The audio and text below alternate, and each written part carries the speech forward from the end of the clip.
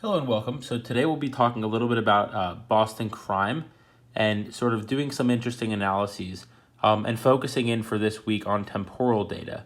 So for this report, or for this project rather, I looked at data of police reports for the city of Boston in 2018. And so we'll be really trying to focus on what insights can we develop that can both help the public stay more safe and avoid being a target of different types of crime, as well as to try to help police to sort of better manage their resources and anticipate when crime may be more likely, and then try to deploy more resources to those areas or at those times. So diving in a little bit, so we have the users. We have two different users, so Bostonians in general, really any Bostonian, and then two would be police officers and staffers. And then sort of for our first task, we'll be trying to determine the most dangerous time of the year in Boston. Our second task will be determine the most dangerous time of day in Boston. And then third, kind of identify the time and place most likely for a crime to be committed in Boston. For the data, I already kind of mentioned it, but it'll be a report from the Boston City's data website.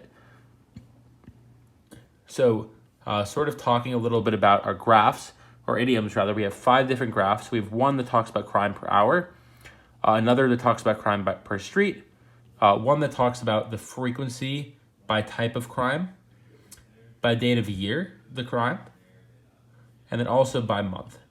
So diving in a little bit here with our hour graph, so these are all of the hours of the day, and then when crime is most likely to occur. Interestingly enough, 5 p.m. is actually the hour with about 4,200 cases throughout the year, is the time where a crime is most likely to occur. We'll touch on why that may be a little more in our insight discussion. For crime by street, the reason I used an area encoding is because there's so many streets, and so using maybe an area or a line mark, or such as height or something to that extent, it may not have worked out as well. So using area allows us to really see what streets are the most impactful, because we're only looking for a few, as Boston's not the biggest city. So we see streets like Washington Street and Boylston Street, which are all really major streets that run through a huge part of Boston, are very crime-ridden. In terms of when we look at crime reports by type, we see some interesting things here.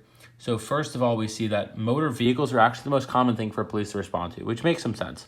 But after that, the first type of crime, larceny, which is just like getting robbed essentially on your person, that's actually the most likely type of crime.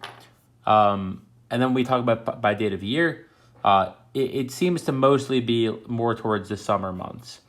And that's kind of corroborated by the fact that we see here in June, on the orange, that's actually the most likely month by a few hundred cases for a crime to occur. So kind of talking about our insights. So our insight 1 is that the most time for a crime to occur is actually right after work, around 5 p.m. And most people think actually walking around late at night is more dangerous, but that's not necessarily the case. I think there might be a few reasons why this can happen. Considering the most common crime is larceny, people are kind of, makes sense, because right after work lets out, people are very careless, and they might just want to get home from work, and they're not really watching their belongings. They just want to get in the tea and they want to go home. This is further corroborated by our month and our date of the year graph, which show that the June month is actually the most common time for a crime to occur. And we could think about the fact that the weather is very nice, people want to go home to their kids who may be off from school, and they may be even more careless, leaving them more vulnerable to theft. For insight 2, we can see that crime is more likely to happen on a major street. So some of the more common streets for the crime to occur on were like major streets like Washington Street, the most common Boylston Street and Blue Hill Avenue. I think each kind of has a different reason maybe why. Washington Street has a lot of intersections, a lot of street parking, a lot of pedestrians from personal experience. And so while the most common type of crime is larceny, the most common type of police report is motor vehicle accidents.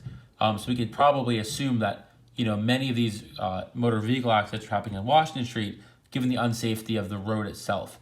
But Boylston Street is a very long street that stretches through a lot of neighborhoods, including near the Prudential Center, many high traffic areas.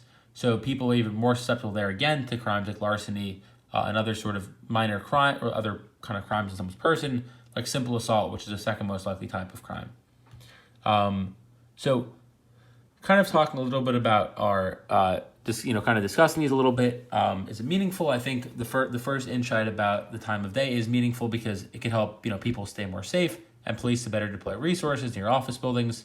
And I think my insight in kind of using all these graphs to find the answer can kind of give some detailed context that's not initially there.